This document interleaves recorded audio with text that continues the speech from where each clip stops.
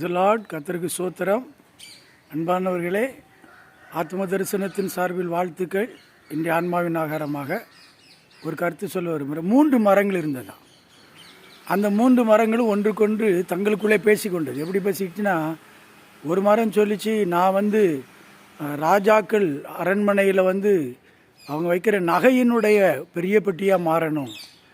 அதே மாதிரி இன்னொரு மரம் சொன்னதான், நான் வாழ்க்கையில் ஒரு பெரிய ஸ்தானத்தில் எல்லாரும் புகழக்கூடிய அளவிற்கு என்னுடைய தரம் இருக்கணும் அப்படின்னு இன்னொரு மரம் சொல்லிச்சான்.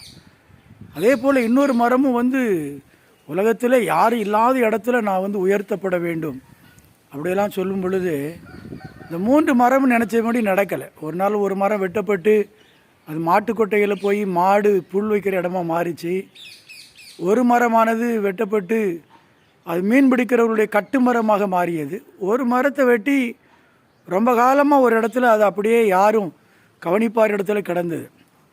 ஒரு நாள் ஒரு குழந்தை பிறந்தது.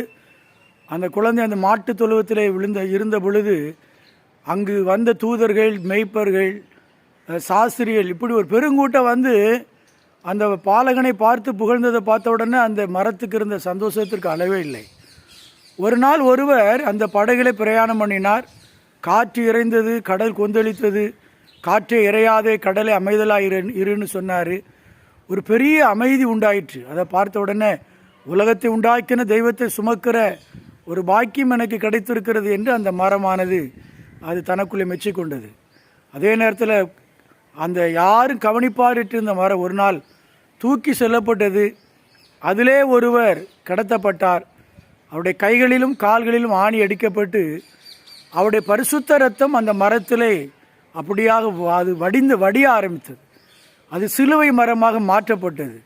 அப்போதுதான் அவருக்கு அந்த மரத்துக்கு தெரிந்தது, உலகத்தின் பாவத்தை சுமந்ததற்கிற ஒரு தேவ ஆட்டுக்குட்டியானவரை இந்த மரத்தில் என் மூலமாக ஒரு ரட்சிப்பின் திட்டம் இதன் மூலமாய் வெளிப்பட்டிருக்கிறது என்று சொல்லி அந்த மரம் தன்னை படைத்த தெய்வத்தை நினைத்து அது அப்படியாக மகிமைப்படுத்தினதான். அன்பானவர்களே, நம்முடைய வாழ்க்கையில் அநேக எதிர்பார்ப்புகள் இருக்கலாம், எண்ணங்கள் இருக்கலாம், ஏக்கங்கள் இருக்கலாம். ஆனால் எல்லாவற்றுக்கும் மேலாக ஒரு தேவ சித்தம் ஒன்று இருக்கிறது. ஆண்டவராகிய கர்த்தருடைய வார்த்தை சொல்லுகிறது, ஏற்ற காலத்தில் உயர்த்தும்படிக்கு அவருடைய பலத்த கரத்துக்குள் அடங்கி இருக்கணும். அவ்வளோதான். அவர் ஏற்ற காலத்தில் என்ன செய்வாராம்? உயர்த்துவார். ஆனால் பயப்படாதீங்க. உயர்வு என்பது ஆண்டவருடைய கரத்தில் இருக்கிறது. அவர் அனைவரையும் உயர்த்துகிறவர். அவர் பெரியவர், நல்லவர். இந்த வார்த்தையின்படி கர்த்தர் உங்களையும் உங்கள் குடும்பத்தையும் ஆசீர்வதித்து உயர்த்துவார்.